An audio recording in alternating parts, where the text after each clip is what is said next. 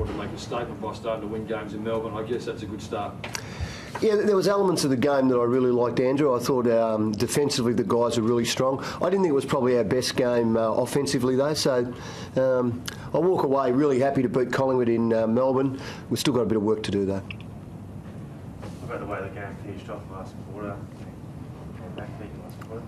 I actually liked the last quarter because we won the ground balls and won the tackles, something that Collingwood matched us with for most of the game, and they actually beat us in ground balls, something that we rate highly at our footy club. They came with that style of game. I was very happy to get into it. I was very disappointed we lost the ground ball. I challenged our group at three-quarter time to win the tackle, win the ground ball differential, and they did. The scoreboard wasn't quite a concern for me. What was racing through your mind when you saw the concussion in the first instance?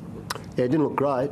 I never like it when a player goes down, and it was. I watched it on the screen back, but Brody's up and about now. I haven't spoken to him yet, but we're hopefully he's okay. So if it's a bad concussion, what's the chance of him playing next week against Melbourne? Oh, we stick to the protocols, Andrew. Whatever the doctors tell us, we go by. So we won't take any risks with our players.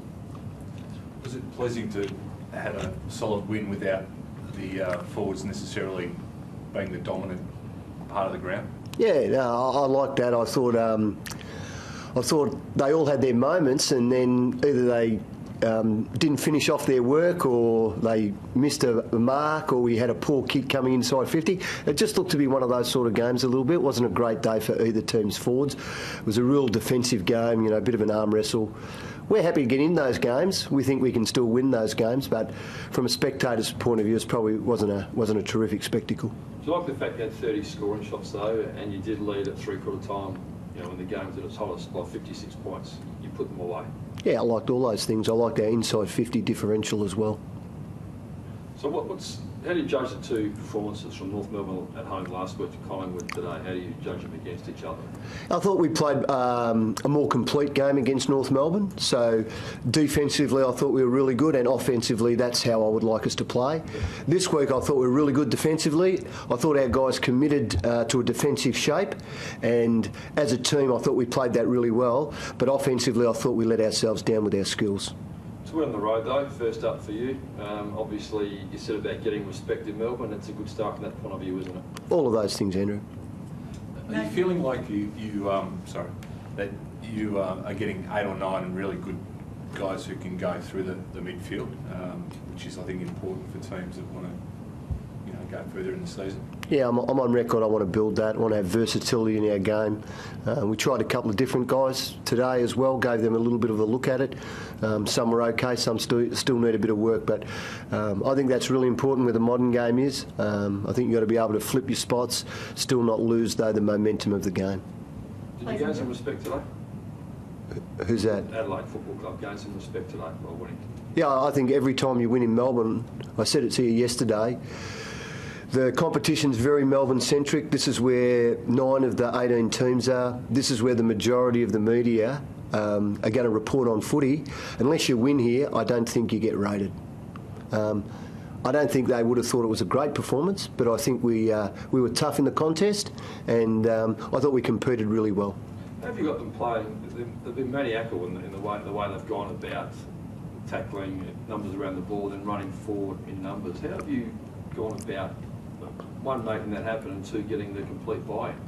First, we've got them really fit, so they're extremely fit, Andrew. I've got great confidence in that, and great work done by our conditioning staff, Nick Poulis and Matty Bowden, also Jared Wallace. They've done an outstanding job this pre-season. But then from the players, I've had great buy-in. They've got some trust in what I'm asking them to do, and now I've got a lot of trust in the fact that they can do it. So it's two games. This is like a heavyweight fight, there's 22 rounds and you've got to come out punching every round. We've been good for 2, but now our focus is solely on Melbourne. Has that been your key to success though so far, having that buy-in and playing that sort of footy? Yeah, I think it's the key to success in any team sport, but particularly in football. We played it on the largest oval with the most people. Unless you can get your guys to play as a team, you're not going to succeed at this standard of football. You touched on the inside 50s. In the 2 games, you've had a lot more inside 50s by you managing to keep the ball in there and get repeat inside 50s. Yeah, no, I said when I first got the job that I wouldn't talk about how I wanted us to play. I'd wait till people saw it and then could tell it back to me, and that's great affirmation of some of the things we're trying to do, Andrew. No, it's not going to be one single factor, but what is the key to keeping this sort of momentum going? Yeah, well, you can't take your foot off the pedal. This is a very exhaustive game to play. So you need commitment and you need guys who are prepared to sacrifice for the team. And at the moment, when you're getting the success, it's easy. If you start to lose, that's when it becomes a little bit harder to convince the guys that this will get us the result.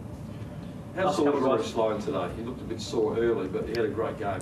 Was he close to not playing, or was he always... No, he was always going to play, but he did come in with a little bit of soreness, a little bit of tightness. But I thought he was fantastic today. I thought him and Danger actually both got off to a little bit of a slow start, but I thought they were really important players, both in the midfield, and Rory actually went forward and showed us something late in the game as well. Camilla Shulman, I know, third game, but he was terrific, 24 touches and I think 16 contested. You must be very happy with his progress. Yeah, no, Cam's had a great pre-season, worked really hard on his fitness, and his inside game has surprised me, to be honest, and I've been really happy with him. He probably needs 50 games just to feel comfortable. The way he's playing at the moment is a chance to get them. And Cole Hardigan, obviously, a question mark over with Ben Rutten dropping out of your back half. He stood up today again.